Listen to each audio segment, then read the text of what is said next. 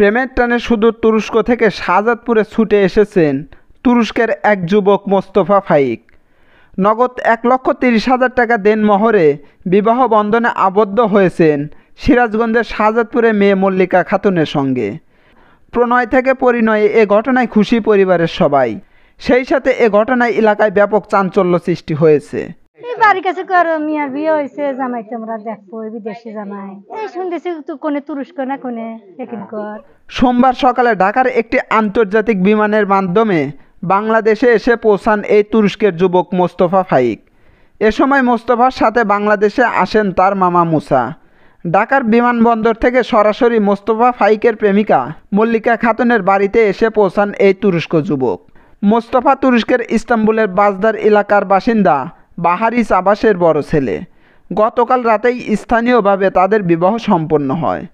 এ ঘটনায় তুরস্ক যুবক মোস্তফা আমাদেরকে জানান, সামাজিক যোগাযোগ মাধ্যম ইনস্টাগ্রামের মাধ্যমে মল্লিকার সাথে 3 বছর আগে আমার পরিচয় হয়। সেই পরিচয় আমাদের দুজনের মধ্যে রূপ নেয় প্রেমের সম্পর্কের। আমাদের দুই পরিবারের মতামতের মাধ্যমে সোমবার 4 নভেম্বর সিরাজগঞ্জের শাহজাদপুরে এসে মল্লিকার সাথে বিয়েতে আবদ্ধ হই। আমি বাংলাদেশি মেয়ে মল্লিকাকে বিয়ে করতে পেরে আনন্দিত বোধ করছি। মোস্তফা ফাইক আরও জানান, এ দেশের জনগণ সংখ্যা একটু বেশি হলেও বাংলাদেশের মানুষ অনেক ভালো এবং প্রকৃতিটা অনেক সুন্দর। Fazla insan var, çok fazla kalabalık. Ama güzel. Sorun yok, problem yok. No problem. বাংলাদেশে অনেক লোক আর অনেক ভালো লোক অনেক, কিন্তু সবাই অনেক ভালো। সবাই অনেক ভালো। মল্লিকা কেমন? Mollika maşallah çok iyi. Çok iyi ve güzel ve akıllı maşallah. Mallika Khatun Sirajganj জেলার শাহজাদপুর উপজেলার পুতাজিয়া ইউনিয়নের কাকলামারি গ্রামের মেয়ে ও শাহজাদপুর সরকারি কলেজের অনার্স 3rd ইয়ারের ছাত্রী। ওই ইনস্টাগ্রামে পিক দিছিলাম, ওইখানে দেখছিল।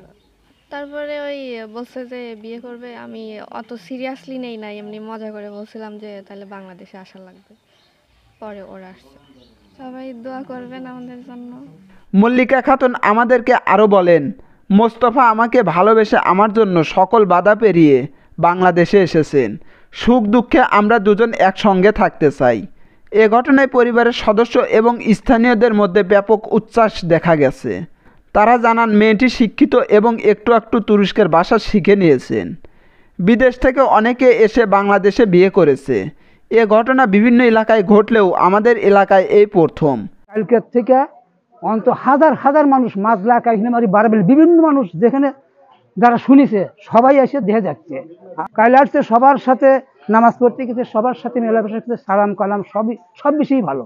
ভিনদেশি যুবকের সাথে ব্যতিক্রমী ঘটনা দেখতে এসে স্থানীয়রা ভিড় করলেও দাম্পত্য জীবন যেন সুখের হয়, এমনটাই প্রত্যাশা করেন এলাকাবাসী।